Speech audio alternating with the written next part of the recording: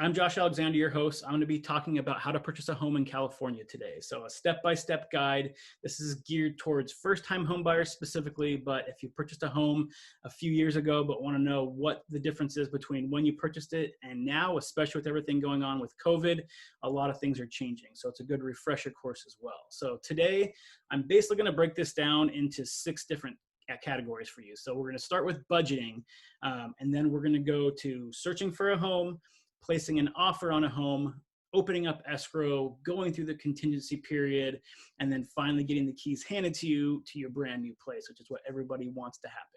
So a couple things, little housekeeping notes. One, if you aren't taking notes, I suggest that you probably get either a pad of paper or use your computer. From the Facebook polls that I was doing, it looks like a lot of people on here today are looking to purchase a house anywhere from 6 months and beyond. So it's good to be able to have these to look back on. Second, if you do have any questions, feel free to put them in the chat box. I might answer them during the webinar, but most likely, just to be respectful of people's time, I'll be going through and answering them at the end. So if you have any questions, feel free to put them down, or you can email me or text me, call me directly. I'll have all my information as well available at the end, so you'll be able to go through and contact me that way. So with that, let's go ahead and get started. I'm going to go ahead and get the screen share going again. Okay, so here we go. So like I said before, the first step we're going to go through today is going to be budgeting. So it's not the sexiest thing, unfortunately, to talk about, but by far it's the most important thing when you're looking to purchase a home, because if you don't get the budgeting right, then as soon as you purchase the home, you're going to start running into issues, a lot of financial issues. And that's not something that you want to really have that taste in your mouth as soon as you buy a home, is having to put a bunch of money on credit cards to kind of get yourself through. You want to make sure that you're financially sound, you know where your money's going every month, you know how much you're making, and able to make a good, smart financial decision on how much home you can afford. So with that, the first thing you're going to want to do, and this may sound a little counterintuitive to some people, because a lot of people think you talk to a lender just a couple weeks before, at most, before you start the process of putting offers on homes to get that pre-approval. And if you're not really familiar with what a pre-approval is, it's basically where a lender gets all of your financial information and then comes back and says, hey, this is about how much you can buy in terms of the type of house, as well as how much you can spend totally, to be able to get your monthly mortgage payments, to be able to, at a point that's going to be more affordable to you and you're not going to have issues.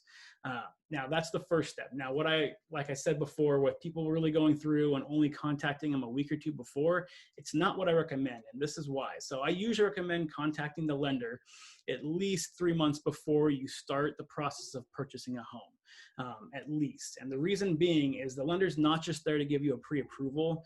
They're there to be able to tell you, one, what you currently can qualify for, but also more importantly, what you might be able to do over the next couple months to be able to give yourself a better shot at getting either a better rate or fitting into a different loan program, and ultimately saving a lot of money. So if you only contact the lender a few weeks before you're ready to start purchasing a home, you don't really have time to do anything. So for instance, let's say 3 months before you start purchasing a home, you talk to the lender and they say, hey, you have a 710 credit score right now, but if you were able to bump this up to a 720, you'd be able to knock off a half of a point of interest or maybe qualify for a different loan. So these are the things I'm going to need you to do over the next couple months to try to get that credit score up. So when you are ready to purchase a home, you'll be able to actually get the best rate, qualify for the best program, and set yourself up for success in the future. So that's the reason why you want to talk to a lender ahead of time. If you talk to a lender a few weeks before and they give you this information, really the only option you're going to have at that point is either go with a higher interest rate because you just don't have time to adjust your credit score, or go and have to wait another couple months until your credit score gets to the point where you get the better loan that they were talking about originally. So again, ideally you want to talk to a lender anywhere from 3 to 6 months in advance, even as much as a year in advance you can talk to them, because again, and especially if you know you might have some issues with your credit score or down payment, you can talk to them and they're going to have just a longer period of time to be able to help you out to make sure you're getting into the best program when the time does come to purchase that home. So that's the first step. The second step you need to do in budgeting is figure out where your money's going every month. So I usually use something called Mint, mint.com if you're using it online. Most of you are probably familiar at least with what the basic function of the app is. And what it basically does is it takes all of your bank accounts, all your credit cards, all your debt, puts it in one place so you can open it up and figure out what money's coming in and what money's going out and where it's going. So you'll be able to tell you how much you're spending on coffee, how much you're spending on groceries, fast food, all that type of stuff, and it categorizes everything for you. So there's a few reasons you want to do this. One, when the lender does give you that pre-approval, they're only looking at certain aspects of your financial information. So they're not figuring out what you're spending your money on every month and how much money is going out.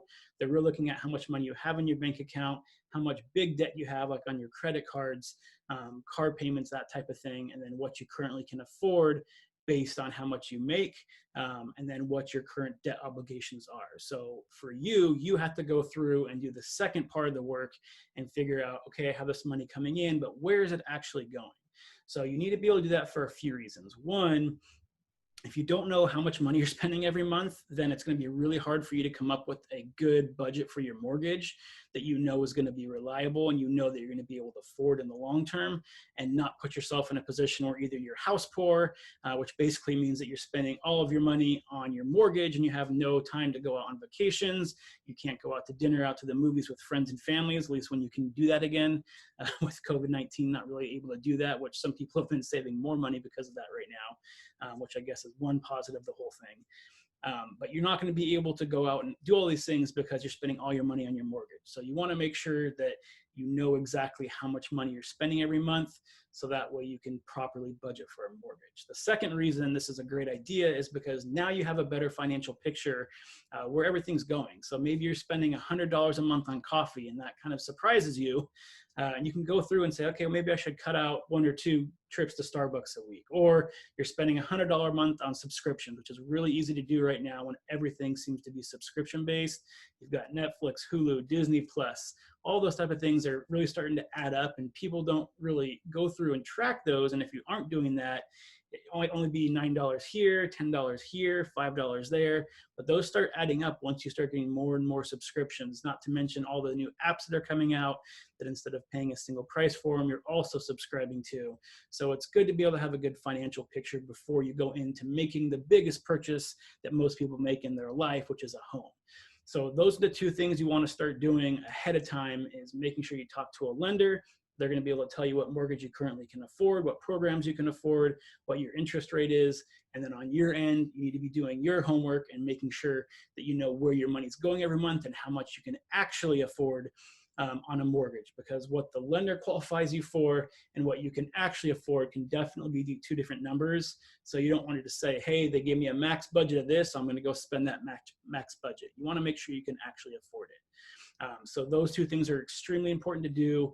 Like I said, anywhere from 3 months or earlier before you start purchasing a home. And then the last thing with that tracking your finances, the reason you want to do it so far ahead of time is if you do start using these programs like mint.com and you've never used one before, it tracks your current financial situation, but it's not going to go back and put in transactions you've had last year. So you want to have a few months to be able to get a good average of what you're spending. And that's just going to make it a little bit more accurate when you start making these budgets to figure out how much you can afford when you're looking at your monthly mortgage payment. So those 2 things out of the way, those are the first 2 steps of purchasing home, is getting that budget down.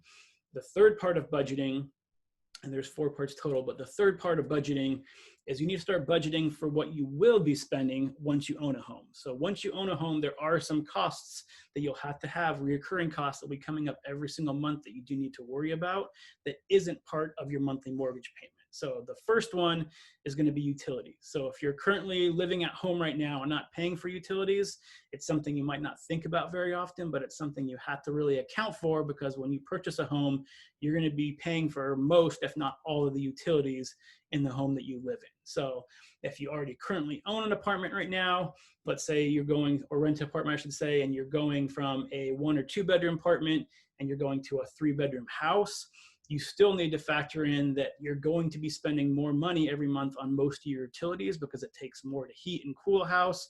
You usually end up spending more on water because you're watering your backyard, your front yard, if you're not an HOA who's taking care of that for you. So these are the factors you need to really account for when you're looking to purchase a home. So what I usually say is you want to set aside, if you're not really knowing how much to put aside for utilities, usually want to set aside anywhere from $300 to $400-ish a month. And that will get you through most utilities you'll be paying as a homeowner if you're paying for everything.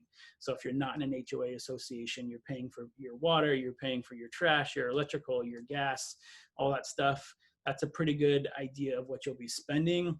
Unless, of course, you're someone that likes to keep the house at 68 degrees during the summertime and likes to heat it to 78 degrees during the winter. Then you're probably going to need to spend or put aside a little bit more every month for those utility costs because you'll be spending more on it. So that's the first step. The second one is home maintenance. So you own a home now. You're not living at your parents'. You're not going having your landlord pay for everything that happens inside the house or outside the house. So you need to be setting aside some money for maintenance. So when something comes up, you don't have to put it on a credit card that has a super high interest rate of 19, 20, 25%, and you're racking up more debt as a homeowner. So you really want to make sure you're trying to limit as much debt as you can as a homeowner to make sure you keep yourself financially sound going through the homeownership journey. And so you're not racking up these giant home bills as soon as you move into the house. So that's something that what I usually recommend for most people is setting aside about $100 a month. So $100 or more, $100 would be minimum you want to set aside. And that comes out to $1,200 a year. And that's going to cover a lot of the cost of the small things that might come up here or there. So if you have a leak under your faucet that needs to be taken care of, a sprinkler head breaks, that kind of stuff that you want to hire someone to come out and fix for you, that will usually take care of it if you keep that $100 a month saved up in a separate savings account that you don't touch and use only for any kind of home maintenance that you need to do, home repairs that you need to do, and don't touch it otherwise. So that won't cover everything, but it will cover probably 80% of those small things that are going to pop up as a homeowner.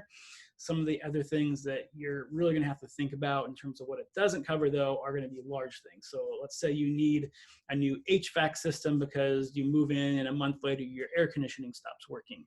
And let's say you don't have a home warranty, which the home warranty I'll talk about in a minute, but let's say you don't have a home warranty. I mean, that could be $5,000, $7,000 that you have to come out of your pocket to be able to pay for. And if it happens a few months after you purchase the home, you're not going to have, even if you're setting aside $100 a month or even more, you're probably not going to have that large of sum of money to be able to pay for something like that happening. So that's the only thing that really it doesn't account for, are those large items. And with the home warranty, which again, I'll talk about in a little bit, it does cover some of it, but it won't cover everything. And then finally, in terms of budgeting, you need to start budgeting for what you might need when you move into the property. So again, this kind of comes back to your current situation. If you're living at your parents' house right now, odds are you probably don't have many possessions with you, maybe a bed, a dresser, a desk, that type of thing. And if you're moving into a 2-bedroom condo from your parents' house, then you're probably going to be needing a lot of extra furniture and a lot of appliances as well. So most homes don't come with a washer and dryer. A lot of homes don't come with a refrigerator. Some homes don't come with a microwave. And it all depends on the house, but it's important that you know that and you understand that so you can budget and basically set aside some money depending on your situation and how much you think you're going to need to be able to purchase those things when you move in. So when you move into your new house, you're not sleeping on the floor. You have a table to sit at when you're eating your food. You have the proper supplies.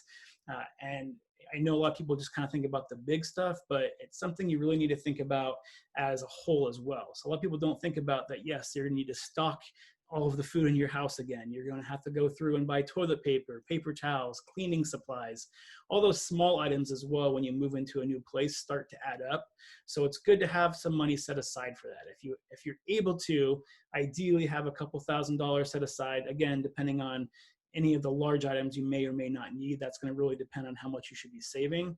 But if you have a few $1,000s set aside for those type of things when you first move in, it's just going to make the experience a little bit more enjoyable because you'll be able to get all of your basic necessities right away as soon as you move in, and you're not having to, again, eat dinner on the floor or sleep in a sleeping bag and not have these basic furniture items that you might need moving into a home. So that's the last thing you want to account for when you're building your budget to be a homeowner, is that furniture, appliances. And then lastly, home decor.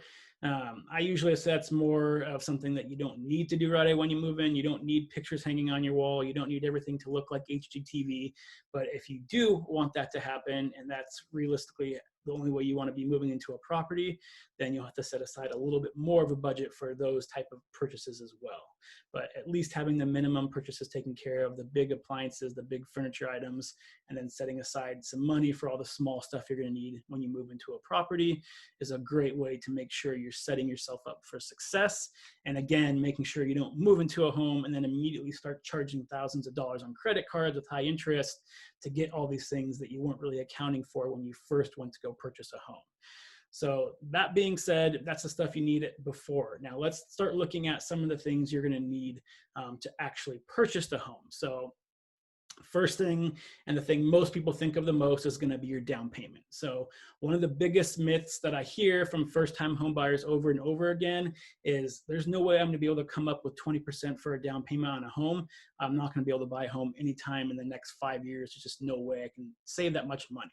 So right now, really, you can get into a home as low as 3% down on a conventional loan if you have a high credit score. If your credit score is just good and not super high, you can still go with an FHA loan, which requires a minimum of 3.5% down. But there are programs out there that you can get into a home in Orange County or Riverside County or LA County and only have to put down a little bit over 3%. So that's something that you do want to take into account. Now, you won't know if you qualify for these type of loans until you talk to a lender. So again, hence the importance that you talk to a lender ahead of time so they can tell you these are the type of things that are out there for you based on your financial situation. So you know what you need to be saving for a down payment, because maybe you need to have 5% down based on your situation. So you need to know that ahead of time so you can save that money if you don't already have it. And I know down payments, like I said, are the hardest thing for a lot of first-time home buyers, because if you're currently renting right now and spending $2,000, $3,000 a month on rent, it's hard to save up an extra $1,000, $2,000 a month every month to really significantly impact the down payment you'll be putting on a home. But if you're able to go from, let's say, 3.5% down to 5% down and it gets you a better interest rate, I mean, that's something you want to know ahead of time so you can start saving money for that and have that ready to go when you are at the point where you want to start looking for homes and placing offers on homes. So that down payment, extremely important to know what you qualify for. Again, talk to a lender first, and they're going to be able to give you guidance on what you're going to need for a down payment based on the mortgage you're looking for and the type of home you're looking to purchase. So that's before escrow. During escrow, really the only two major things you'll have to worry about as a buyer in most transactions are going to be, one, paying for a general inspection, which again, I'll go over the general inspection in a little bit more detail later. But just know that that usually ranges from about $350 to $500 for a general inspection, and it needs to be paid at the time it's actually done. So you need to have that cash on hand to pay the inspector to go look at the property you're trying to purchase. And then the second one is if you need a loan for the property, your most lenders are going to ask you to pay for the appraisal up front as well. And again, it's going to be anywhere from $350 to $500 on average, what you're going to be looking to spend on the appraisal section. So I usually tell buyers, you just want to make sure you have about $1,000 in your bank set aside for anything that pops up during the transaction, during escrow, and that will get you through most things that will happen during escrow on there. And then the third one, which is also a big one that you need to account for, is the closing costs. So what you need at the end of escrow to actually close out the loan and fully purchase the home. So there breaks down into two different categories. You have your prepaid and your fees. So prepaid, that's basically going to be things like property tax, insurance, mortgage interest. So with property tax, for instance, property tax is only paid twice a year. So depending on what month you buy it, what day you buy it, you might owe a little bit until you get to the next billing cycle of the property tax. So you might owe some money right away. Now, you're not being charged for the property tax when you're not living there. So you're only being charged from the day that you're planning on closing escrow, but you do sometimes need to pay for that ahead of time, which gets rolled into what you owe when you close escrow on the day that all the money needs to go to the seller on there. The other thing is going to be fees. So there's two main fees a buyer has to worry about, and that's the lender fees and your escrow fees. So the lender fees, that's just what the lender is going to charge for them to do the loan for you, do all the paperwork, approve you, go through that, and actually get the loan done and lend you the money. So that's one portion of the fees, which the lender should be able to tell you what those are, in general, what they charge at least. They're all pretty similar for most lenders, but talk to them about what they charge so you know ahead of time how much you'll need to be able to close out a loan with them. And then the second one is escrow fees. So escrow is basically a third party. So if you never heard escrow before, it's a third party that handles all the money during the transaction and then also handles a lot of the paperwork, especially when it comes to transferring deeds, getting things signed.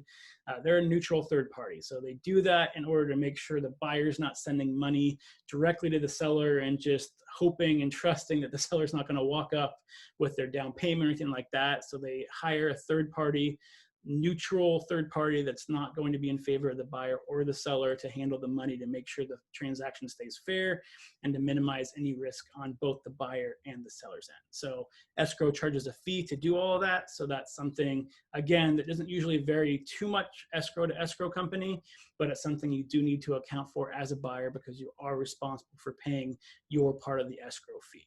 So all of that together for closing costs, in general, again, this is every situation is a little different, but in general, usually you're going to want to set aside about 1.5% of the purchase price to be able to account for closing costs. And that will cover closing costs most of the time. The only time it doesn't is if you're doing a specific type of loan that's going to require more closing costs, or if you're buying points, as a lot of lenders like to call it, where you're basically spending money up front to lower your interest rate in the long term. So that's beneficial if you're buying a house and you know you're going to be there for 10 plus years because you pay a couple $1,000 more up front, but you might knock off a quarter point on your interest over the life of the loan and end up saving thousands of dollars over the life of the loan. But you need to know that you're going to be there for long term, because if you're only going to be there for 5 or 6 years, a lot of times it won't make sense to buy down those points, even if your mortgage is a little bit lower, because to get that money back, you really have to be in there for long term. So that's basically what the general costs are. So if you look at these and kind of add them up, you really want to have a minimum of about 6% or a little bit more of down payment, closing costs during escrow saved up, ready to go based on the purchase price of the home you want to afford. So that's kind of the good blueprint of what you need financially to get things going and to actually purchase a home. So again, that 6% would be a minimum. Talk to a lender. They'll let you know what the minimum down payment you can do based on what you want to afford on your mortgage and what programs you qualify for. But at minimum, you're going to want to have about 6% saved up to be able to even consider purchasing a home based on the sale price you want to actually purchase for. So I hope that makes sense. Now that we got kind of the boring stuff as well as the depressing stuff out of the way, because it's never fun to talk about budgeting and how much money you're spending as a buyer, let's look at something that's a little bit more exciting, and that's how much the seller is going to pay during the transaction. So you know that you're not paying everything. The seller is paying a significant chunk as well to sell their home. And I just want to go with that briefly so you know you're not the only one putting money into the transaction. So the biggest chunk that the seller is going to be responsible for in California is they pay for both the buying and the selling agent's commission. So what does that mean for you as a buyer? It means that working with an agent is almost always going to be free for you. So you're not paying for them to walk you through the transaction, make sure you stay legally protected, negotiate for you. All that's done for free because the seller is paying your agent basically, so that you don't have to worry about coming out of pocket to pay them. So that's always a great news for a lot of buyers that are thinking they have to pay their agent on top of closing, on top of their down payment. That's all done by the seller for the commission side of it. Now, another thing, and I alluded to this earlier, is sellers, and most of the time in most markets, the seller is going to pay for a 1-year home warranty. So the 1-year home warranty doesn't cover everything that can happen to a house, but it will cover a lot of the main smaller stuff that happens to a house, and it will cover some of the bigger stuff too, but it might be limited to a max amount of coverage. So it might only cover $3,000 of a $4,000 repair, depending what it is. And every policy is a little bit different, so it's important when you do go through escrow and you start getting the home warranty ordered, you look through so you know what is covered, so you know what you are responsible for and what you aren't responsible for. So for a home warranty, usually they're going to charge anywhere from $50 to $100 for them to send someone out. So if there's a leak in your house, you charge like a $75 deductible. Let's say they send a plumber out, the plumber fixes it. As long as whatever is wrong with it is covered by the home warranty, that's the only amount of money you pay.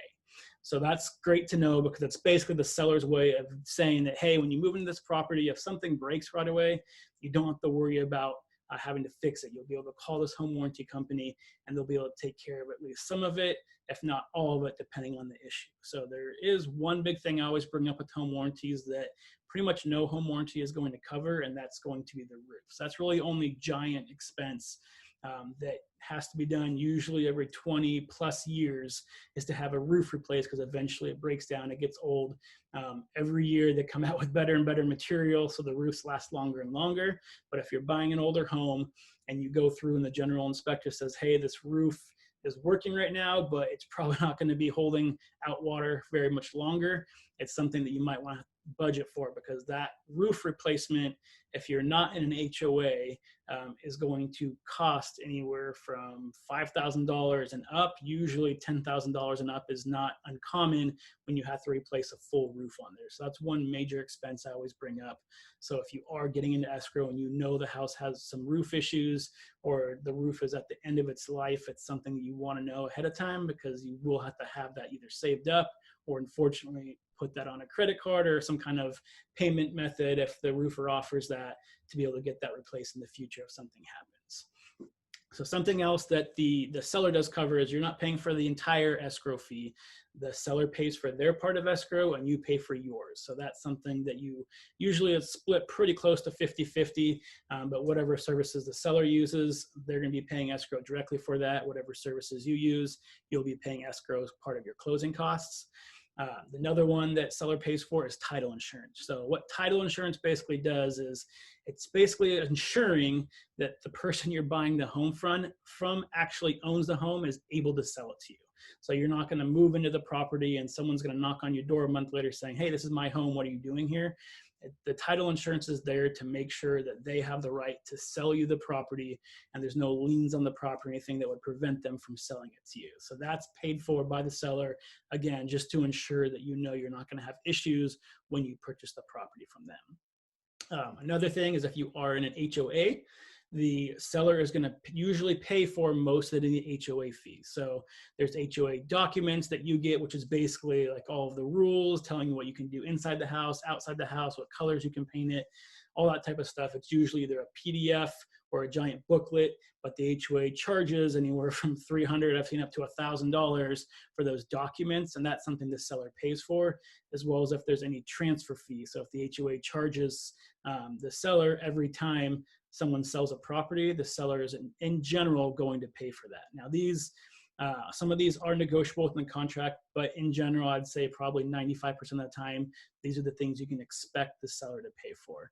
And then the last one is termite damage. So when you go into escrow, usually you're going to request for them to do a termite report, and then it's called Section 1 clearance. And what that basically means is when a termite company goes out there, they're going to look at the entire house in the attic and try to find any termite damage, wood rot, that type of stuff in the house. So when they go through, they label everything in two different parts. So if it's a Section 1, that means it's an active infestation. It's something that's happening right now and it needs to be addressed immediately. If it's in a separate section, Section 2, that means these are things that you probably want to do in the future to prevent issues coming up later. So what the seller is usually responsible for is paying for any active infestations or any active damage that you see on the home. And that's something that you negotiate in the contract. But again, most sellers typically are going to pay for that during escrow. So again, that's kind of a little bit of silver lining on everything in terms of payment wise, because the seller does have money out of their pocket as they're going through this. You're not putting all the money in. The seller is paying for stuff as escrow goes along as well. So that pretty much covers the budgeting part of it. I can spend an entire webinar talking about it in more detail. But again, from the polls that I was doing, most people were more interested in the escrow process, the contingency process. So now let's start getting into the actual process of looking for your home. So you see this on HGTV all the time, and people are always saying this, or what are your must-haves? So you want to basically start out, before you set up any kind of searches with your agent, is you want to start out and figure out what you aren't going to buy a property unless it has these things. So if you're buying the home with someone else, they could be two completely different sets of things on there. So you want to make sure that you're both on the same page and know that these are the set of things that are going to be non-negotiable. If it doesn't have this, or if it does have this, we're not purchasing the home. So that's important for your agent to know, because they're going to be able to make searches and recommend properties based on that. and you want to have that information readily available for them, and ideally kind of have those must-haves figured out before you really start searching for a property. So you're not wasting your time going to these properties that you know aren't going to work out for you. You really want to have that in your head and written down so your agent knows it as well, of what are going to be those things you just can't live with or can't live without on there. So once you start doing that, then you want to set up the search. So you can go ahead and use things like Zillow, Redfin, Realtor.com, Trulia, all those different web searches out there. They all link back into the MLS and kind of give you a good idea of what's out there on the market. However, the advantage of working with an agent is you do get direct access to the MLS. So even though over the years, Zillow and Redfin have gotten much better at updating things quicker and making sure that most of the properties on the MLS, that you find them on Redfin and Zillow as well, it doesn't update as quick as MLS. So MLS is a little bit faster. So the advantage of working with an agent is you usually get the properties in your inbox a little bit quicker than what Zillow can offer. And if you're getting it and finding information from the actual MLS, then you know the information is accurate and up to date. So I've seen it in the past. And again, this is happening less and less frequently now, but I've seen it in the past where you see a property that says available on Zillow, the buyer goes, talks to the agent, says, hey, can we check it out? Agent goes in MLS and it says it's already in escrow. So that kind of stuff does happen still. Again, it's less frequent. But if you want to start your search out using Zillow and Redfin and not use the Realtor's MLS system, feel free to. It's still going to give you the majority of the results. The only other thing I would say that would be a benefit to you using a Realtor's MLS access is they can refine the results a little bit better than those sites like Zillow and Realtor.com. So they can filter things in and out based on not only location, but you can go through and filter out pools, how many garages, is it enclosed garage, is it a carport? So there's a lot of different criteria you can use in there. So that way you're only seeing the homes that, again, you're actually interested in purchasing. And it just saves you time, not only having to search through everything, but then finding a home, sending it to your agent, getting excited about seeing it, only to find out it doesn't have one or two of those things you're looking for.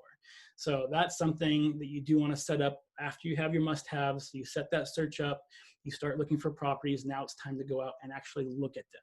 So the asterisk by this right now is COVID-19 has definitely changed this process significantly for buyers right now. In general, before, you'd have open houses to go to every weekend. So you'd go from one open house to another open house to another open house. If the property wasn't having an open house, your agent would basically go through and make a private showing for you so you can go through the property and see it then. Right now, with COVID-19 happening, open houses are still currently banned. They're starting to loosen up a little bit where you can register ahead of time and then go see the property without your agent there, but that's still kind of in the gray area right now. So for the time being, right now, open houses are still really not allowed. So the only way to see property at this point is to make private showings with your agent, as well as that with some of the restrictions with COVID-19, you now have to make sure you're wearing your face mask, have hand sanitizer, have shoe booties on, gloves a lot of times as well. So you're protecting yourself as well as the seller. And then every time you visit a property, you're also required to fill out a form basically saying that you don't have any symptoms of COVID-19 and that you acknowledge that every time you go to a property. So it's a little bit more complex than it used to be to go look at homes.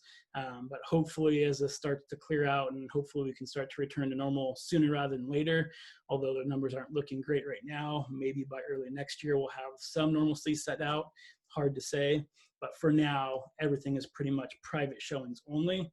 And there's a little bit more of a process you have to go through to arrange those. But that's the next step, is actually going out and physically looking at properties.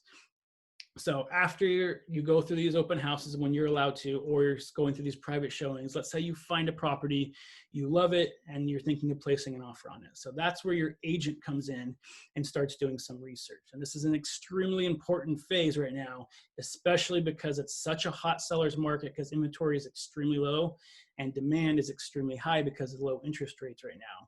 It's extremely important you have an agent that is going out there, and one, they're going to be talking to the selling agent. So they're going to figure out, okay, what does a seller want in an offer? Are they needing to move quick? Do they need to move slower? Do they need to find a new place before they can sell this place? What's their situation? What's going to make an offer look as good as possible to the seller? So your agent should always be calling the selling agent to figure that information out before you start looking at placing an offer.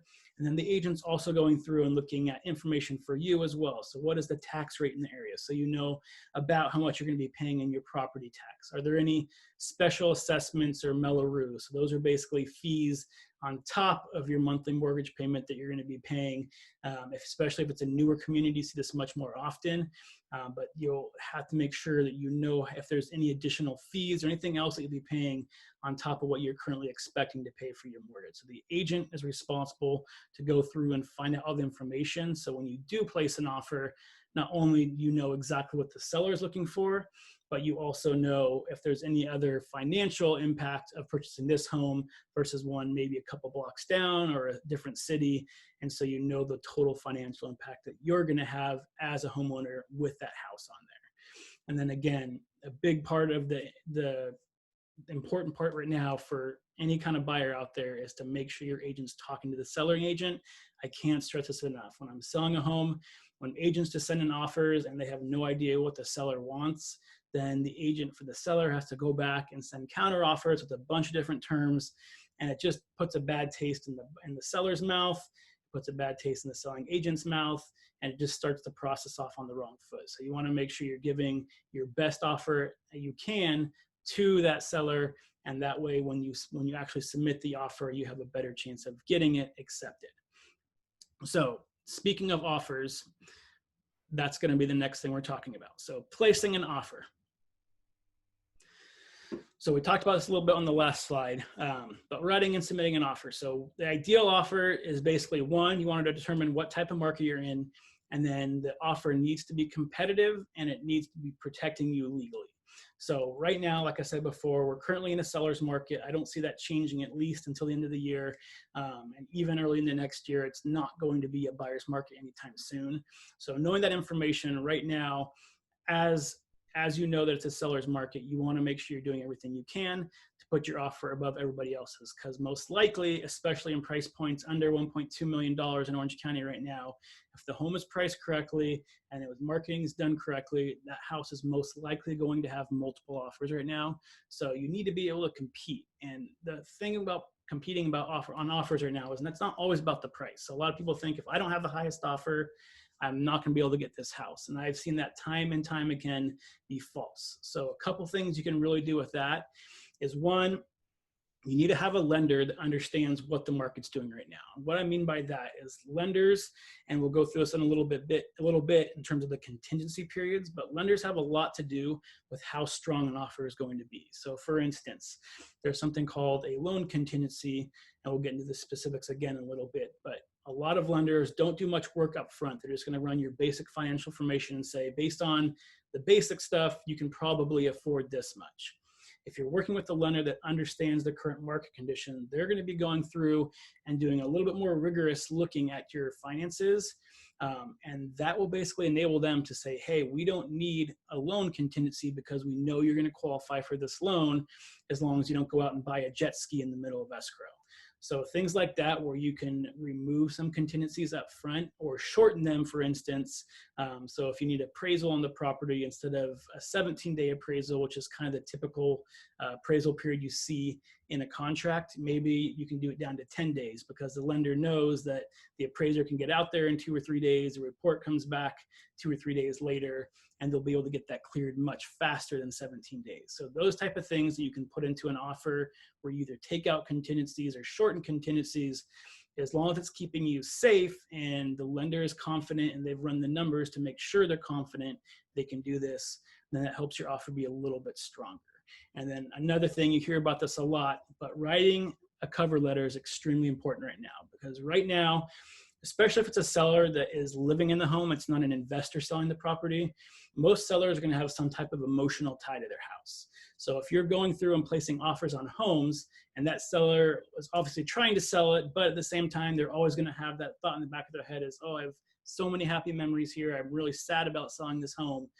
You want to be able to appeal to the emotional side of them. Basically go through and tell them, hey, I love what you do with the house. I'm glad that you took care of it. I want to do the same thing. So me and my family want to come in here. We want to continue taking care of the house. We want to go through and create more happy memories here.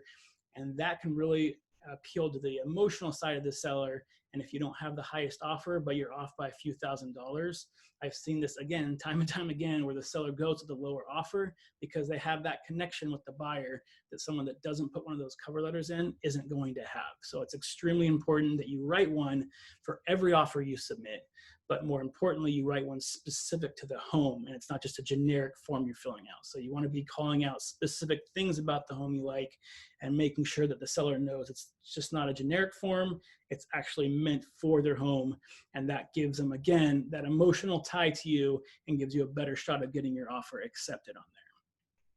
A couple of things, and again, I'm not going to go into an hour of detail on this because I could in terms of what you can do in the contract to make it more appealing that has nothing to do with the price, is let's say the seller needs to find a replacement property before they can actually sell you theirs. So they're moving out of their house, they're buying a larger house, or moving out of state somewhere, and they have to find a replacement property. Well, because the current market in most of the United States right now is a seller's market, they might have some trouble trying to get offers accepted right now when they have to place an offer and say, hey, we'd like to purchase your house, but we can't purchase your house until we sell ours. That puts them at a pretty big disadvantage in terms of them placing offers.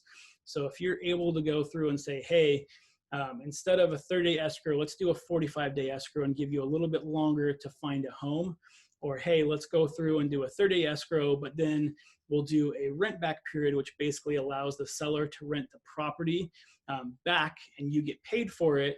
And they're able to have that chunk of money because escrow closed at that point, and then they can place offers on home that have no contingencies on them selling their property because they already did. So I hope that kind of makes sense. But those are some things in the contracts you can do. And again, this is all based off of getting that information from the selling agent, which again is why it's so important to make sure that you're talking to that selling agent, or your agent is talking to the selling agent, to make sure that they know everything about the seller and can create the environment where if you don't have the highest price, you still have a very good shot of getting your offer accepted. So let's say you put in the offer to the house, it has multiple offers on it. Then you go to the negotiation phase. So once you put the offer in, the seller is going to either send back a counter offer, or if there's multiple offers, they're going to send something back, most likely called a seller multiple counter offer. Now, the biggest thing to know as a buyer for this, and the difference is, if they send back a counter offer and you agree to everything, so let's say they ask you to raise the price by $3,000 and they want escrow instead of 30 days to be 40 days, and you say yes to that, then you're going to be in escrow. You now have the opportunity to go in escrow on that property. If they're sending you back a multiple counter offer, which means they're sending this to other buyers as well, you can agree to everything that they're asking for, but the seller still gets to make the decision on who they accept. So you kind of get you don't really have an advantage when you're looking at having to deal with a multiple seller offer compared to when you're dealing with just a single offer on the property. So that's important to know, because you don't want to get your hopes up if it's a multiple counter offer situation and you agree to everything and you say, okay, perfect, we're going to get into this home, because someone else could agree to everything, but they went above and beyond and said, well, instead of $3,000 more, I'm going to say $5,000 more, and they might get the house instead. So it makes the situation a lot more gray, unfortunately, when you have that multiple offer situation, but it's something that you want to know about because you want to know what type of counter offer you're getting. So let's say you get a multiple counter offer, which is going to be probably the majority of homes you're placing offers on right now. In that case, you'll go through, they'll give you a set of terms they want you to change in the original contract that you gave to them. You can agree to all of them. You can agree to some of them. You basically just want to put your best foot forward, because usually in most situations, that's going to be your last and final chance to get the house. They're not usually going to go back and forth and back and forth and back and forth more than 1 or 2 times at most before they select someone to go into escrow with. So you want to make sure when you do get that counter offer, if you are going to be okay, and what I usually tell buyers is, hey, they're asking for $5,000 more. You're only saying you want to put $3,000 more.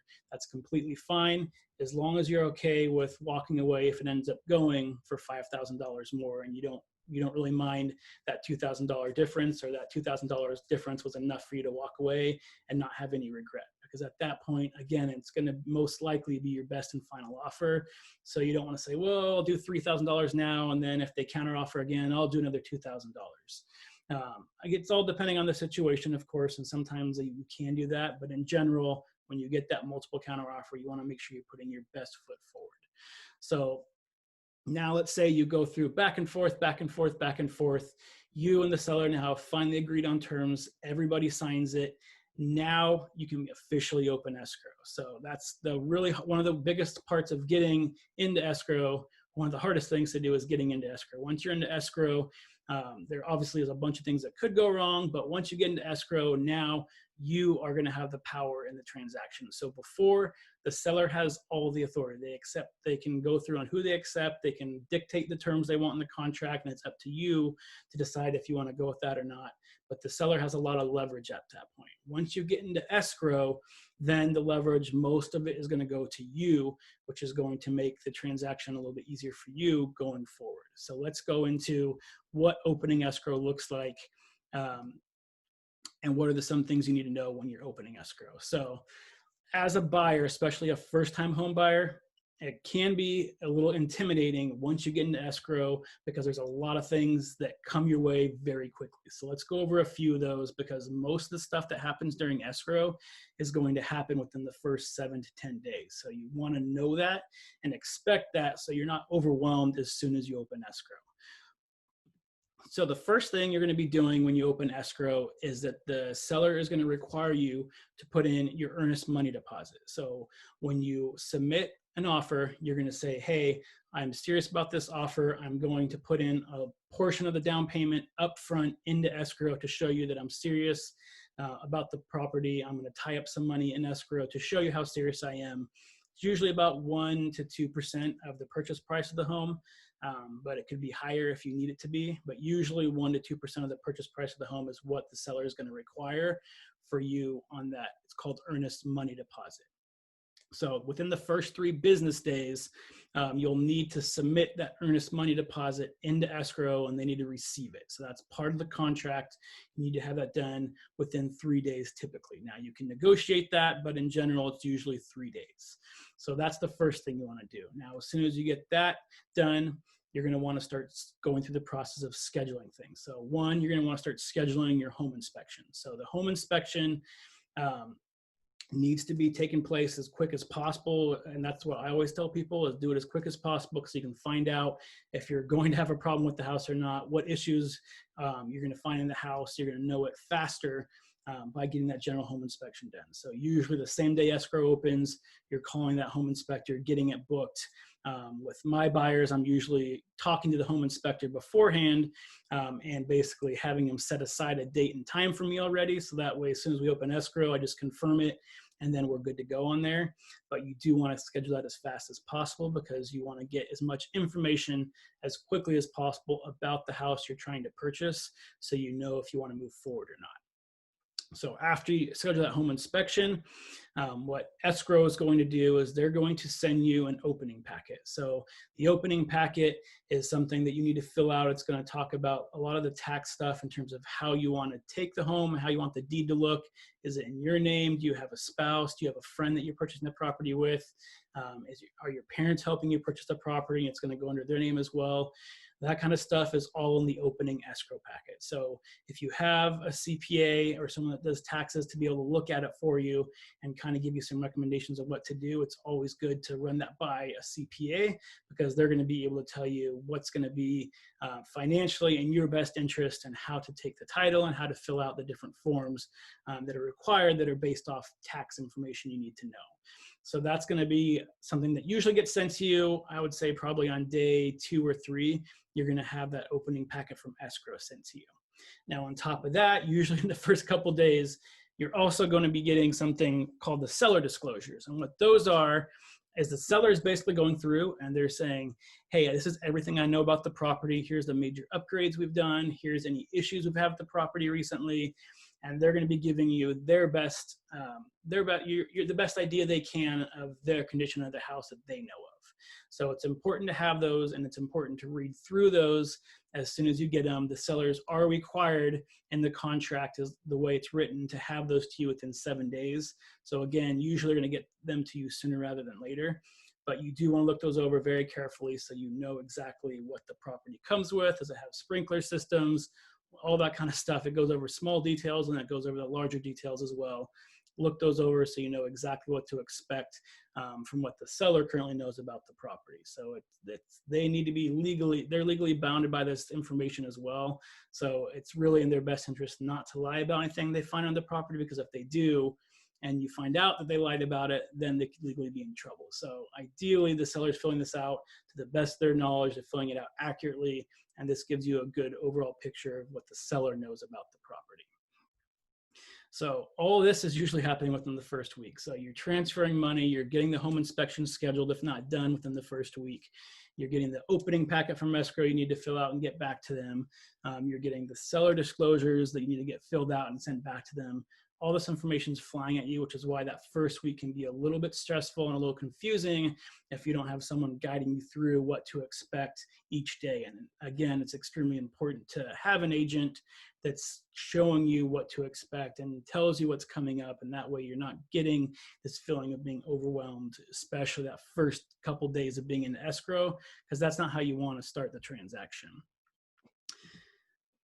Okay, so now let's talk about contingencies. So these are something you may or may not have heard of a lot, but it's something that's one of the biggest things with inside escrow that needs to be addressed and could really mess things up if you don't get it done the correct way. So there's multiple contingencies, but basically what they are, and there's three main ones: the inspection, the appraisal, and the loan contingency. What those are basically is giving you a set amount of time to go through and do something specific within the contract, and then at the end of that time frame, you need to remove that contingency in order to move forward through escrow. So these contingencies are there to keep you as a buyer protected, so that way you're able to get through the process of escrow, keeping yourself legally protected, and gives you the ability to only inspect the property, but also make sure your lender is able to get you the loan, so you're not locked into this house that you can't buy because the lender is not giving you the loan, or the property needs a lot of work done to it and the seller doesn't want to cooperate or do any of the work.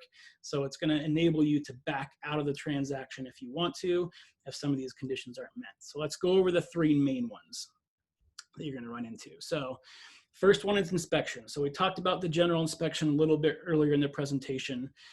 So let's go over what that actually is in a little bit more detail. So the general inspector is going to go out there and they're going to look at all the general systems of the house. So they're looking at the AC, they're looking at some of the plumbing, they're looking at the condition of the house, the floors, they'll go up in an attic if it has it. If there's a crawl space underneath the house, they'll go down there. They're looking at electrical, they're looking at, is every outlet in the house working? So they're going through and giving you a general report card on how the house looks. Now, if you've never purchased a house before, one of the scariest parts about buying a house is getting that general inspection report back, because usually it's going to be 40 or 50 pages long. It's going to have a lot of red letters and writing all over it, looking like the house is falling apart. Well, that's what it's meant to do. I mean, it's meant to basically point out everything bad about the property. So I always tell buyers to expect that. Don't get freaked out by it, because it's their job to point everything out in the property, whether it's a big issue or not, they have to point it out. So it's something that you're able to go through once the inspection is done, and basically go through and figure out exactly what's wrong with the house, what might need to be updated soon, and the general condition of a lot of the main systems in the house. So you'll go through the inspection. Typically how it was done before COVID-19 was you would meet the inspector at the property probably 20 minutes before they wrapped up, so you can go back in the property again, take measurements for couches, fridges, that kind of stuff as well. And then when the inspector wrapped up, he would walk you through the entire inspection, what he found, all the major things. He'd be able to point some things out. So if you were confused about something he found, you'd be able to go back into the house, look at it with him there, and he can explain, or she can explain it further to you. But that's not usually the case anymore. So a lot of sellers are just letting the general inspector in. He goes in, he inspects the property, and then he goes back to his office, he creates the report, and then he sends you the report, and then he'll go over it by phone or video chat. So that way, if you have questions, he can answer them then. So right now, you're not usually at the property with the seller. Now, again, it all depends on the seller. Some sellers are okay with it, or if it's a vacant property, a lot of times you can go with them as well, as long as the inspector and the seller are fine with it. Then yes, you can still go to the property and review it there. But I would expect and just kind of assume right now that the inspector will go out there and then give you the report by email and then go over it by phone with you. So once they go over that information, the general inspector might go back and say, hey, it seems like there's a lot of things happening with the plumbing right now. So maybe you want to hire a plumber, a specific tradesman to go out here. So plumber specifically to give you a better idea of what might be going on here, and even a quote of how much it would be to fix it. So the general inspector is going to give you an idea what's wrong. But if he finds a lot of things wrong with a specific system, he might say, hey, I recommend having a plumber go in here, an HVAC specific technician go in here, and give you a more accurate idea of exactly what's going wrong and how much it would be to fix it if it is a problem. So that way you have that information in your hands and you're able to use that to negotiate with the seller if something needs to be repaired or replaced, because you have a dollar amount based on the quote that they gave you on there. So that's a secondary inspection. So the only thing other I want to note on the secondary inspection kind of goes back to the beginning when we were talking about budgeting, is sometimes those secondary inspectors are going to charge you to go out there. So most of the time, if it's just a general, like a contractor type of like electrician, plumber, those type people, you're going to go through and they'll charge you like $100 to go out there and troubleshoot something really quick, if they can do it quickly. If it's going to be longer, they're going to charge you more for it. So that is another expense that can pop up, but usually that $1,000 I quoted you at the beginning would take care of maybe one more person going out there to do a secondary inspection, if it's just a general secondary inspection. But if they have to do something more extensive, for instance, they have to go through and they have to run a scope through the entire sewage system because the general inspector kind of noted that there might be some issues in the plumbing under the house or something, then that can cost a little bit more up front.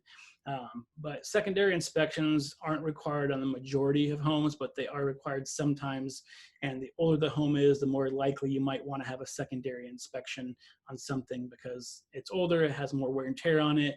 And so the general inspector will most likely tell you it's a good idea to have a secondary inspection on a few items on there. So something to note on there. So once those inspections are done, now, hopefully at this time, you already have reviewed the seller disclosures that we just talked about.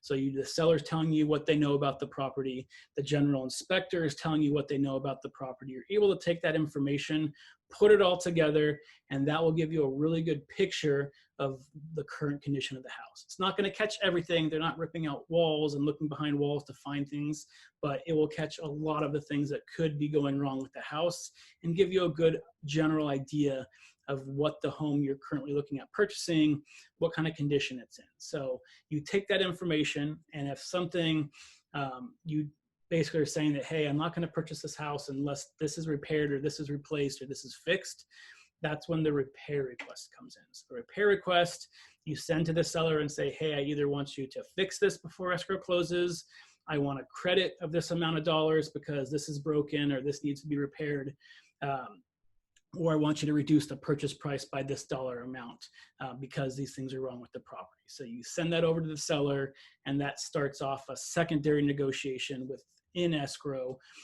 between you and the seller, so you can until you both come to an agreement. So maybe you go through, and ideally as a buyer, what I always tell you is that you're going to want to try to have the seller fix any issues during escrow if possible, because as you probably know, if you watch HDTV, once you open a wall to fix something, you might find another issue, and that issue leads to another issue.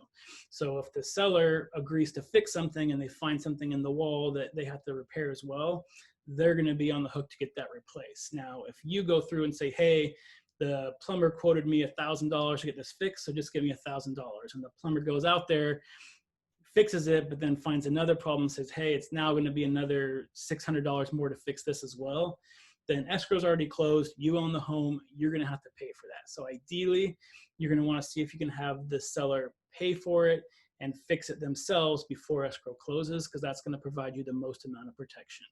Now, that being said, again, because it's a seller's market, you have to be very careful what you're asking for and what your must-haves are in terms of being repaired, because if they have 5 other offers right behind yours, that doesn't give you as much leverage as if you were the only offer on the property. So you have to take that into consideration when you're looking at submitting a repair request.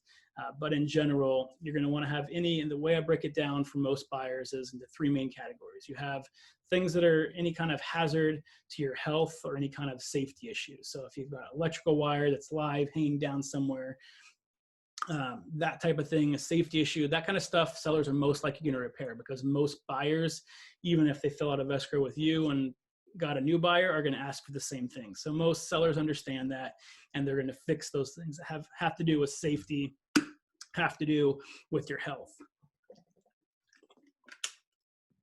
After that, next category is going to be the large items. So big items like your HVAC system, so your air conditioning and heating system on there.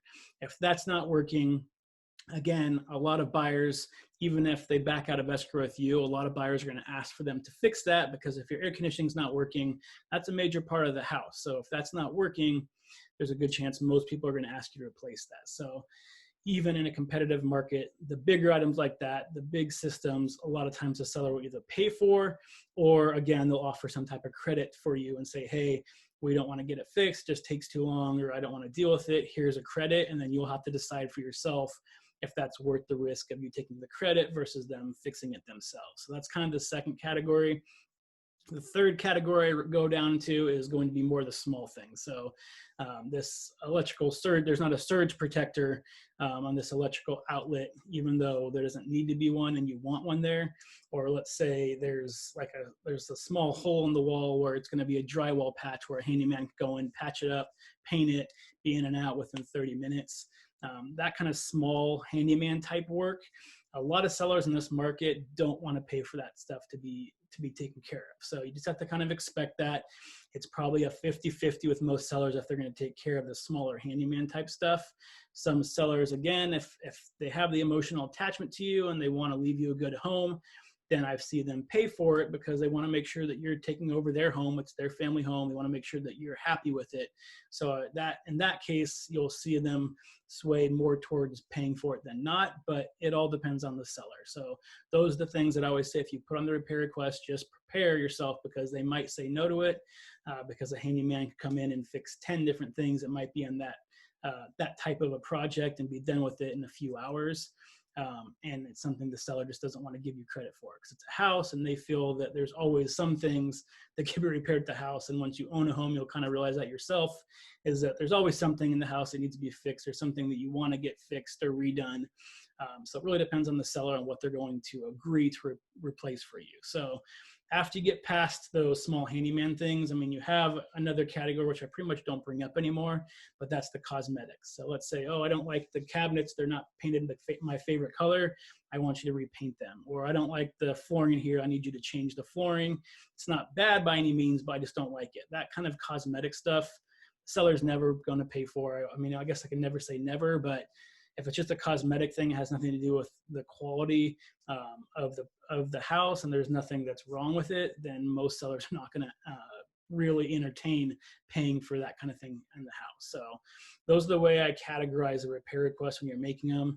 Always ask for things that are health and safety issues. Always ask for the big ticket items that might be broken on there.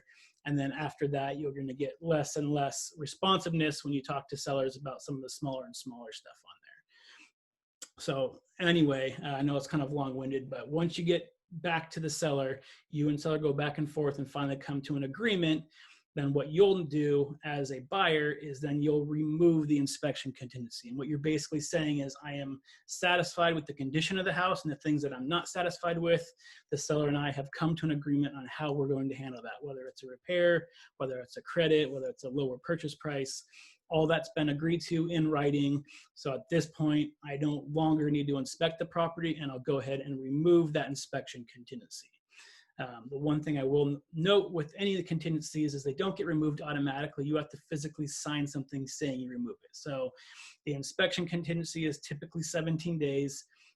If you want to be more competitive, you can shorten that if the inspector is available relatively quickly. So if you, again, are opening escrow, you've already talked to the inspector says it can be out there in 2 days, having a 17-day inspection period might not be necessary, so you can shorten it a bit. But either way, once you get to that date that it needs to be removed, you have to physically sign something. If you don't sign it, then the seller does have the right to issue what's called a notice to perform. And that basically gives you 2 days to remove that contingency, or at that point they can cancel escrow. So that's something just to be aware of. Is again, it's not an automatic thing, but if you don't do it on time, then the seller can start trying to push you to do it. And if you don't, they have the right to cancel escrow at that point. As long as you meet your contingency periods, the seller really can't do anything. So, which kind of what I talked about at the beginning, when all the power goes from the seller to you once you get into escrow. If the seller all of a sudden gets another offer that's $10,000 above yours after you're already in escrow, they can't just back out and say, no, I don't want your offer anymore, I'm gonna go with theirs. They're locked into escrow until you break the contract. So that's kind of the advantage you have, is unless you break those contingencies or some other part of the contract, they can't get out of escrow with you because they've already agreed to stay in escrow based on the contractual obligations they have. So anyway, that's the inspection contingency. The next main one you're going to run into if you're getting a loan on the property, and these other next one as well has to do with loans. So if you're not getting a loan, you're paying all cash. These don't apply to you usually, but you can still have the property appraised if you wanted to, even if you're placing a cash offer. So the appraisal contingency is typically also 17 days. Like I stated earlier, if your lender knows they can do it quicker, then you can lower those days in the contract to make your offer more competitive. But what happens is basically you get into escrow, a day or two later, the lender is going to order appraisal, and then they're going to call you to pay for it, like I talked about. Once they do that, the appraiser sets a time with the sellers and the selling agent. They'll go out there, they'll walk through the property, they'll go through and measure each room, take pictures, and then go back to their office and look at comparable sales. And basically what they're doing is making sure for the bank that you're using that the offer that you place, the price, is going to be what the home is worth. And so that way they're not basically lending you money on a home that's you're paying way too much money for. And that's what it's there for. So they'll go through, make the measurements, get the report back to the appraiser. Typically in most markets, once you get the appraisal done, it usually comes back at value, they call it. So usually it comes back saying that, yes, the property is worth this much. So the only time you really run into issues is if the appraisal comes back and it's under on there. So if you go back and say, I'm spending $500,000 on this home, but the appraiser comes back and says, hey, this property is only worth $480,000, that sets off a third round of negotiations besides the original negotiation you had to get in escrow and any negotiation you had for the repair request. And that's basically whatever the difference between what the appraiser says the property's worth and what you are offering to purchase for the property. That gap has to be made up somehow. So either the seller needs to lower their price to match the appraisal so you can get the loan, or you have to come in with cash to cover the difference because the bank's not going to give you the money to cover that in terms of whatever that, let's say it's a $20,000 difference. And then there's always an in-between point when you're negotiating. So maybe the seller comes down $6,000 and you have to go up $14,000, or the seller comes down $10,000 and you go up $10,000 out of pocket to make the deal work, to make sure you get into the house. The only time that I usually see issues with appraisals is actually about the time you see right now. So because the market is so hot and homes are appreciating so quickly right now because there's multiple offers and people are bidding $20,000, $30,000, $40,000 above the asking price and fair market value, is when you get into these price wars, these bidding wars, sometimes you're getting into a point where you're going above market value. And hopefully if you have a good agent, they should know that and say, hey, this is what the high end of the home is worth. After this, you're going to have a problem with appraisals. So just be aware of that. But either way, if the appraiser comes back and doesn't say it's worth that because, again, you outbid 5 other people for the home but ended up paying way too much for it, that's when you start running into the issues on there. And for the seller end, they're usually trying to find those offers that are within reason in terms of what they think the property is going to appraise for. Once it goes above a certain amount, then you're going to start seeing sellers come back saying, hey, I need you to remove your appraisal contingency in order for us to go into escrow together. At that point, you know that you're probably paying too much for the property, but that's really the only thing they can do to guarantee that they're going to get some type, to get the price that you're actually paying for it on there, or you're willing to pay for it on there. So again, appraisals usually come back fine. And the biggest thing with that is to make sure you talk to your agent. The agent's doing accurate comp numbers for you, so you know the value range of the house, so you know the likeliness of you running into an issue with that or not. So once the appraisal is done, again, let's say it comes back at value, then you're just removing that contingency, saying it came back at value. My bank says it's approved for that. We have no issues with it. So you remove that appraisal. And again, typically 17 days for that one. Now, the last contingency that you're typically removing during escrow is going to be the loan contingency. So what happens once the appraisal happens on the property is the lender takes the appraisal, they take anything else, any new documents they need to get from you. So they might need an updated bank statement or updated paycheck stubs. They're taking all the information and they're sending it to their underwriting department, and they're going to do the full approval of the loan. So like I talked about before, if you're working with an experienced lender that knows the current market we're in, they're doing a lot of this work up front to making sure that you're going to be approved for it either way. But a lot of them, because of the way that it's structured, are going to need updated statements and updated paycheck stubs, especially with so much high unemployment right now. They have definitely changed their practices where they're requiring paycheck stubs all the way up until a few days before escrow closes now, just to make sure you still have a job. So they take all that information, they send it to underwriters. The underwriter will come back, let the lender know if there's any conditions that need to be met. So again, these conditions can be updated paycheck stubs, updated bank statements, anything like that that they need to have before they can fully approve it. And then once all those conditions are met, then the lender could be 100% confident that everything is going to go through because you've been fully approved for the loan. And after that, the only thing they have left to do is basically draw up the papers and have you sign it. So after they give you the go-ahead that all conditions are met, the underwriter said, good to go, then you remove the loan contingency. And the reason why this loan contingency is so important is because once this loan contingency is removed, then if you back out of escrow for any reason, then the seller does have the right to keep a large portion of your deposit, if not all of it. So that's something you need to consider. So this doesn't usually happen, but let's say you go out, you remove your loan contingency, and then a week later you go buy a $50,000 car in the middle of escrow, and it screws up your loan and you're not able to get the loan anymore. That is completely on you, unfortunately. And so at that point, the seller, because of their trouble, they had to go through and spend all this time in escrow with you, and now you can't get the loan, can keep that deposit you put in, usually up to 3% of the purchase price of the home. And you're going to be out that deposit. So it's extremely important that, one, you're talking to your lender what you can and can't do during escrow, so you know not to make any major purchases, whether it's cash or credit card, and what you need to be doing to make sure your loan continues to go through, so you know you're not going to mess it up by accident. That's extremely important to be able to do, is to know what you can and can't do based on what the lender tells you. So as long as you don't do anything like that, usually once you remove that loan contingency, after that point, everything is pretty much on cruise control until the end of the transaction. Once that loan contingency is removed, there's not really much for you or the seller to do on their end, except for a few things like a couple days before escrow closes that we're about to get into right now. But again, I just want to stress that once that loan contingency is removed, which is usually 21 days, if you have one, then that's when you get locked into there. Now, going back to the beginning, like I said, if you have a lender that can remove the loan contingency ahead of time, whatever the last contingency you have in place, that's going to be when you're locked in. So let's say that lender said, no, you don't need a loan contingency. We're doing an inspection of a 10-day contingency for inspection and a 14-day contingency for appraisal.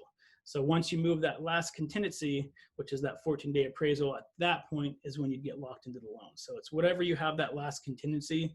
When you take that off, that's when you get locked in. Okay, so now let's go through, once all contingencies are moved, how do we actually close escrow? So usually a few days before escrow closes, I usually recommend about a week. These are some of the things you'll be looking at. So first, you're going to need to make sure you're contacting utility companies. So if you currently rent a place, you're going to make sure, one, you're turning them off at that current place so you're not paying any extra utility bills when you're not there.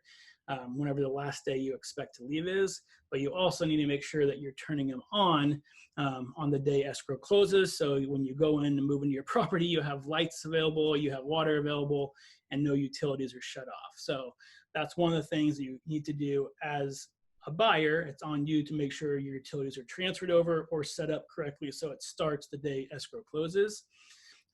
Usually about 3 days before escrow closes, you'll be doing two things. So one, you'll be doing a final walkthrough of the property.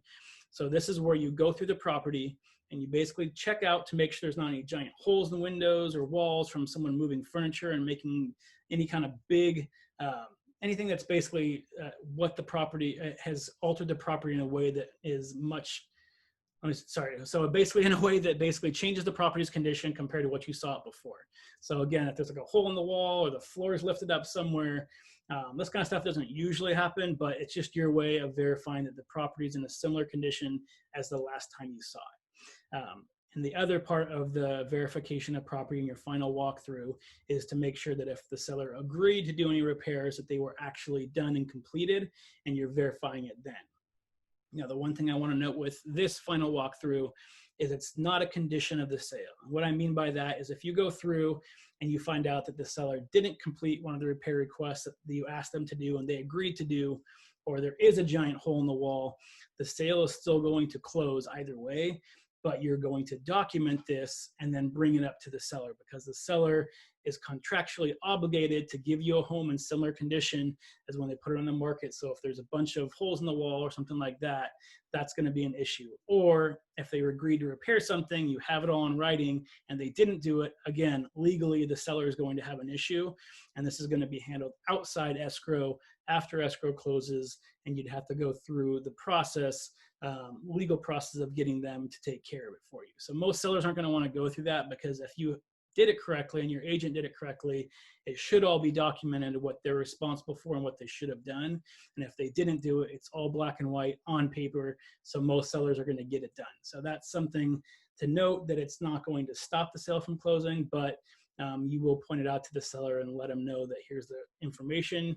You said that you were going to do it, you didn't do it, so how are we going to handle this? And then you and the seller are going to figure out the best way to handle it. After that, really the only thing you have to do is you'll sign final loan documents. So all those documents that I talked about with the lender, once they approve the loan, they're going to make all the documents up and then send them out to you to get signed. So they'll usually send out with a notary, or you can go to the escrow's office and do it there, but you're basically going to be signing your final documents, agreeing to all the terms of the loan, agreeing to how much you need to be putting in for the remainder of your down payment based off of how much you already put in at the beginning, that earnest money deposit, and then basically finalizing everything that the lender needs to be able to give you this loan. So you'll sign those, and then usually a day before escrow closes, sometimes on the day escrow closes, you're going to be transferring any remaining funds you need to transfer to complete the total down payment that you need to put on the home, as well as any closing costs that need to come out of your pocket into the bank, so that way it's there. So when you close escrow, all the money's ready to go and there's no holdups because of that. So that's what happened the last week. Again, there's not really much that happens except you're signing a thing of papers, you're walking through the home once, and then you're depositing some money into the account if you need to put more money to make the deposit, to give the full deposit of what you said you're going to do for the down payment. So after that, you move on to closing day. So on closing day, and we're almost there. So closing day, this isn't really extremely important for you to know, but some people like to kind of understand how the whole process works. But basically on the day of closing, escrow is going to send everything over to the title company. And then once it gets to the title company, they're going to basically send it over to the county recorder, and it gets put in line. So whenever they send the information over to the county recorder, the deed over to the county recorder to get recorded, if you were the 10th person in line to get sent over, then you're the 10th one that they're going to look at and record on there. So typically the county recorder is going to have it over there for a few hours, and then once they finally get around to looking at it and officially recording it, that's when you officially become a homeowner. So all that happens usually by 3 to 4 o'clock is the latest. I would say like 5 o'clock is the latest I've seen it happen. But in general, you're usually going to have full confirmation and recording back from the county recorder anywhere from like 1 to 4 o'clock. So that's when you can expect to fully own the property. Now, when you move into the property, that all depends on the contract. So if you're moving in the day the contract closes, usually in the contract, it will state that you're going to take possession of the property at 6 p.m. the day of escrow closing. However, if the seller's already gone and they're okay with it, as soon as you get confirmation and recording, the house is technically yours. So if the seller's already gone, you might be able to get keys a few hours ahead of that. Or on the other side of things, if you've negotiated in the contract where the seller remains in possession of the home for a few days, because let's say they need to buy a home of their own, so they have to take the funds that they got from the sale of their home, transfer it to the escrow company that they're using to purchase the other home. That takes a day or two to happen. So in the meantime, they technically have no place to live. So if they write it in the contract, well, we close escrow, but we're not moving out until 3 days after escrow closes, then that's when you'd officially take the keys. But you'll know that ahead of time. You'll know that when you open escrow and when you're going to get the keys to the house, so you can kind of plan your move and everything accordingly. But other than that, that's pretty much it. So that was about an hour and a half worth of information for you. And I know it's a lot to go over, and I know some of it's not the most entertaining, but that's kind of the general overview of purchasing a house in California. So there's a lot of other smaller things in there that's all going to depend on your current situation. So if you do want to have any questions answered that I didn't get to today, and you want to contact me directly, you can contact me at joshalexanderrealestate@gmail.com, or call or text me anytime, 714-366-2186, and I'll get back to you about any specific questions you might have about your situation. But because of the poll that I took at the beginning on Facebook, I know a lot of you are still a while away from wanting to purchase a home. So again, the biggest thing you could be doing for yourself to set yourself up for success is talk to a lender, start tracking your budget monthly so you know what you currently can afford. And if you're not be able to afford what you want to be able to afford, the lender can give you a roadmap of how to get there. And then you can use that spending, like the mint.com that I was talking about, to be able to track your spending, to figure out what you can really tighten your budget on, what you can't do anything about, and just gives you a better financial picture of what to expect and where your money is going every month. So those are the two things you can be doing right now. And then as you get closer and closer to being ready to purchase a home, then you can be more engaged in starting to look for properties, talking to the agent, and then again, talking to the lender to see if things have updated or things have changed depending on the current situation. Because right now, especially with COVID-19 going on right now, there's a lot of different things going on in the market that have been changing rapidly. So it's always good to stay in constant communication with not only the lender, but the agent as well, so they can update you on anything going on. So with that, if you do have any other questions, like I said, let me know. I do put out monthly updates on the Orange County housing market on my YouTube page, so you can find me by Josh Alexander Real Estate on YouTube. Check that out. And then also, if you don't have the time to watch videos, I also have a podcast. So you can check out Orange County Housing Market News. Just search for that on your favorite podcast platform. And then I'll not only do a monthly update for Orange County housing market, but I'll be putting helpful information out every week about buying and selling homes and anything that's been updated in the market as well, just so you stay informed. So when you are ready to purchase a home, you really can hit the ground running because you know exactly what's going on in the market and you know exactly what to expect every step of the way. So I hope you found that useful. Please reach out to me. I am a resource. Whether you're buying in a month or 2 years from now, I'm here to help. So please let me know if you have any additional questions. Thank you for coming in today, and hopefully talk to you soon. Bye.